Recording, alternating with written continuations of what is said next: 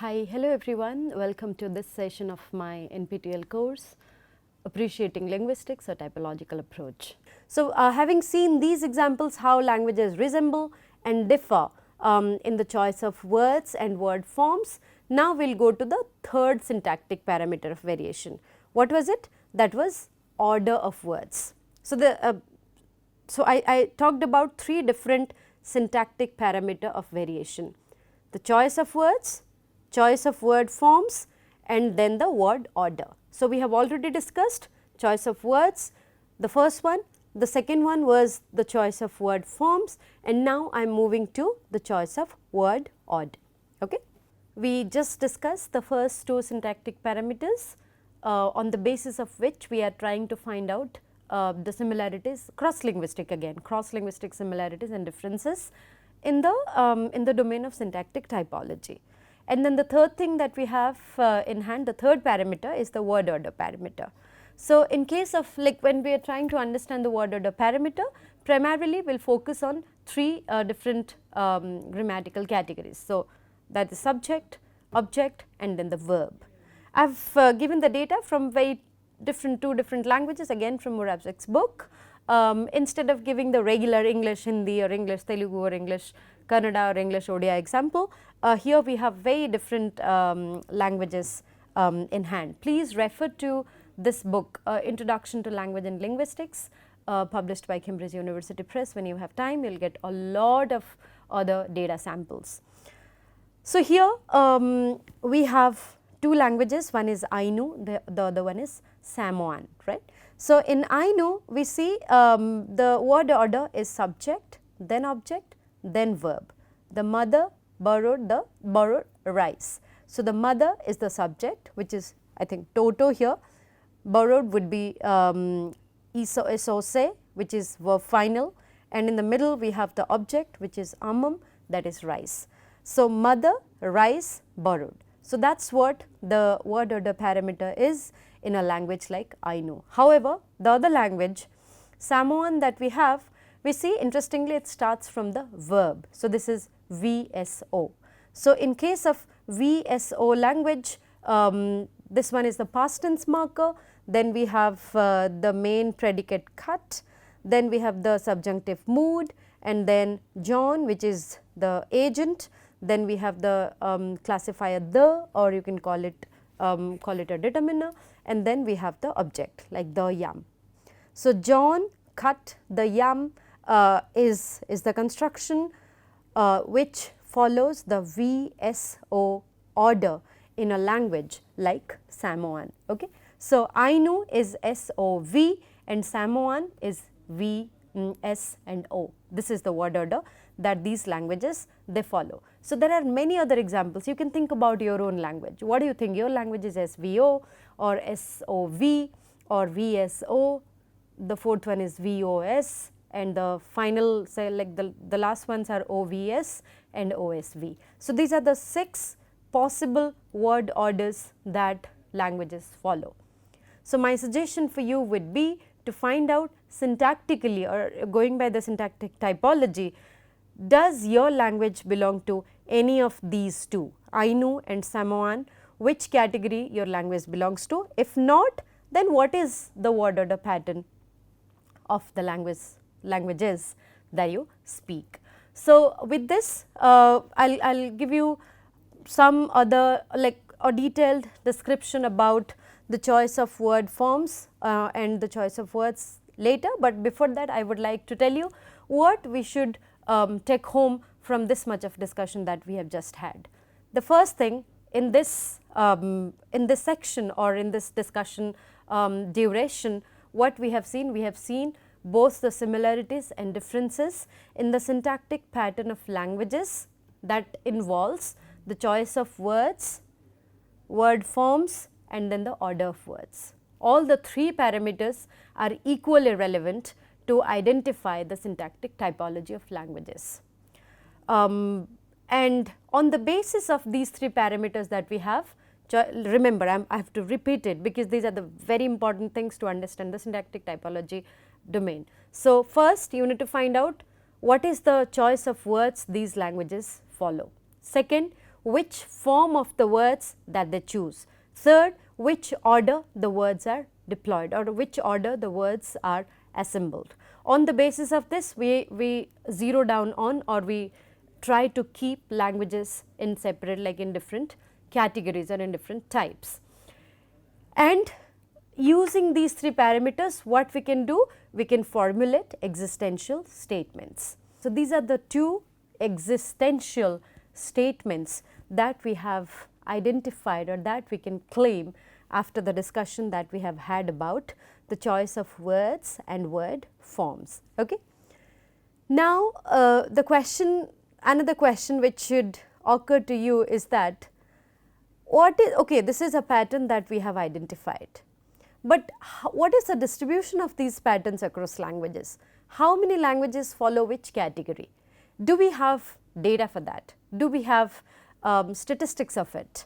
So, how frequently, if I can put it in other way, how frequently these conditions are occurring in different languages? So, that's a different domain of discussion, the frequency of occurrence or the distribution of such patterns, but at least one thing we are sure about the discussions that we have had so far is that these two generalizations can emerge. So, one, some languages they have noun adjective agreement, some languages do not. They might have the noun adjective agreement on the basis of the plural marking, on the basis of the animacy marking.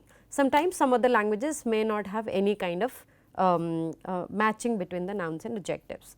Other way around, when we were talking about the word order, it is going to be some languages they have the verbs at the end, some have the beginning, some could have also in the middle of it. When you say SVO, then it is going to be the verb is going to be in the middle of the sentence. So, that is at least two existential statements that we have identified. Okay. Now, with this, let's look at some particular grammatical items to understand how syntactic typology works on the basis of the first two parameters that we have had. We do not focus on the frequency or the statistics of it for the moment. So, now the focus of attention or the attention is on the choice of words and then the choice of the word forms. For this, I would consider a resumptive pronoun. So, let me talk about what do you mean by when you say a resumptive pronouns. So, here I would rather say I am going to consider at least one of one such grammatical items, that is the resumptive pronouns, or you can also call it the personal pronouns which are used in the relative clause constructions. Let us consider a sentence like the man was my uncle, I gave milk to him.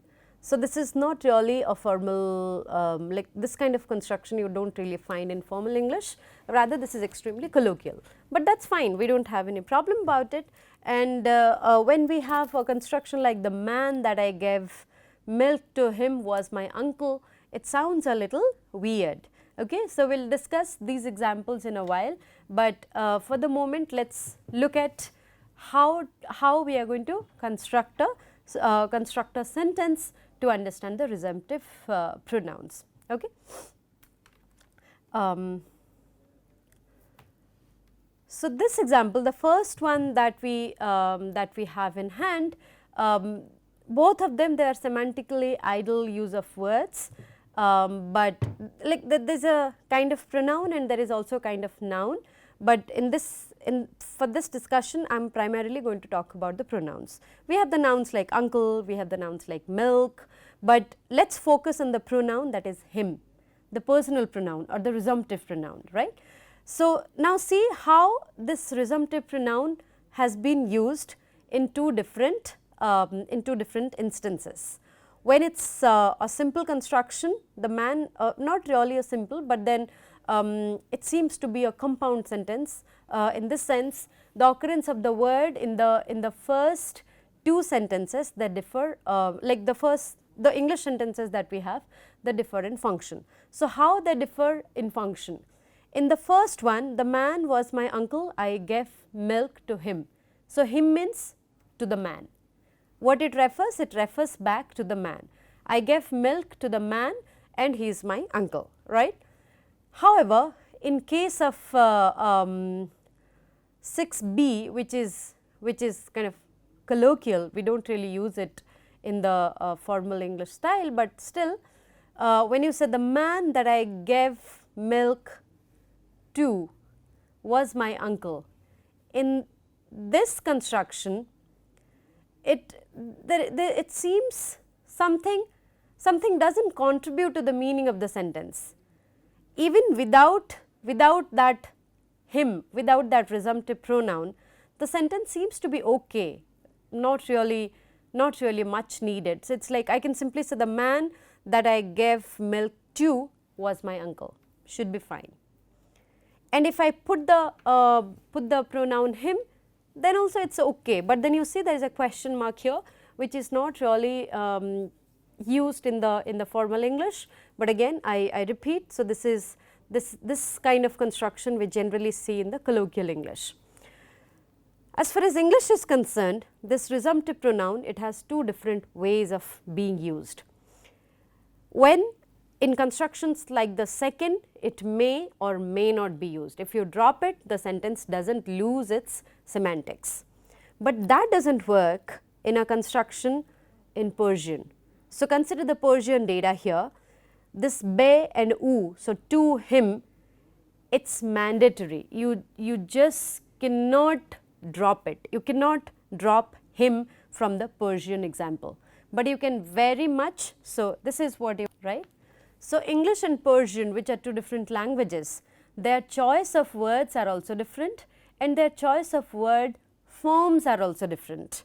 So, when you look at the word forms, it could be like, so when it is to him, so the choice of words be and u, and in case of the form of words also sometimes you can drop it, sometimes you cannot as far as English is concerned, but if it's Persian, then you just can't do that. You can't drop the phrase him from which is a resumptive pronoun in such constructions. Okay, and it's not only Persian. There are many other languages which require the resumptive pronouns in some of their relative clauses, and the relative clauses constructions are quite interesting in that sense. So, let's see what are the other languages.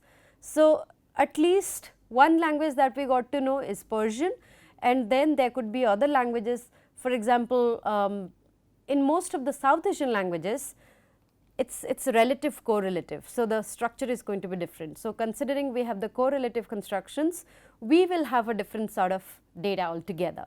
But at least in case of the study that is done by Keenan and Comrie, they have reported 26 languages at least which has the distribution of these pronouns across various kinds of relative clauses, which actually has a clear pattern.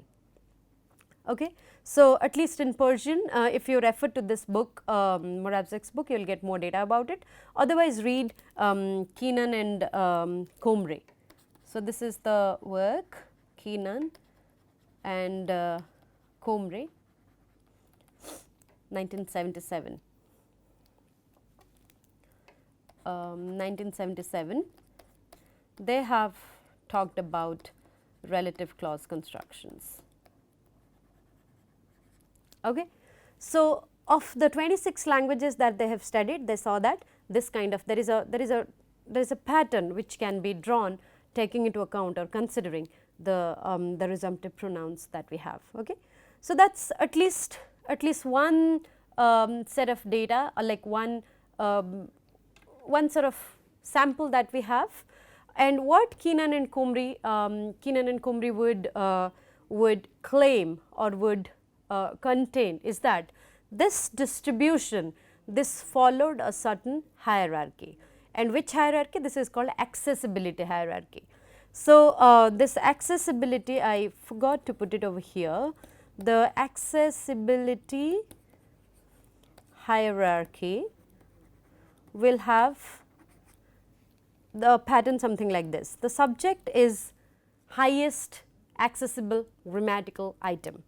then it is the direct object, then it is the indirect object, then the oblique case marked objects or case marked arguments, then we have genitive case marked argument, and finally the complementizers. So, this is how the accessibility hierarchy works as per Keenan, and so this is O comp is object of comparison, something like the man who is the man who my brother is taller than blah blah blah. So, object of comparison comes towards the end. So, subject is accessible, the accessibility of subject is higher than the accessibility of direct object. This is higher than the indirect object, then the oblique case marked one, genitive case marked one, and finally the object of comparison. So, that is what Keenan and Comrie would claim. Okay.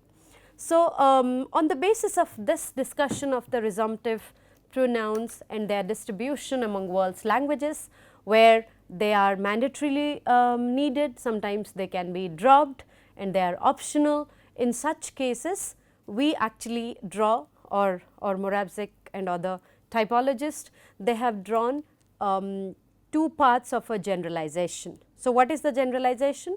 The generalization number 1 is, if in a language a resumptive pronoun is obligatory at one point on the accessibility hierarchy, it is obligatory at all points to the right as well. So, now look at the accessibility hierarchy. And what is the generalization? Let us repeat, let me recall, let me reread it.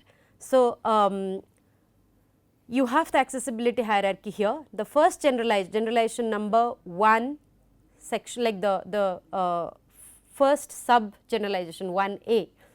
If in a language a resumptive pronoun is obligatory at any one point in the accessibility hierarchy, it is obligatory at all points of the right, to the right as well.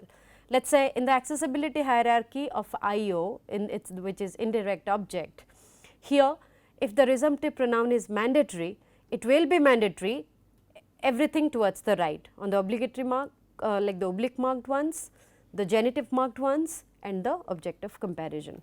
In all the cases, it is going to be mandatorily required. Okay? The oblique object or genitive or the possessor thing or the comparative thing. Okay? So, that is the first generalization. The second generalization, if in a language a resumptive pronoun is optional at any one point on the accessibility hierarchy, it will not be obligatory to the left. So, these are the two typological like two parts of generalization 1.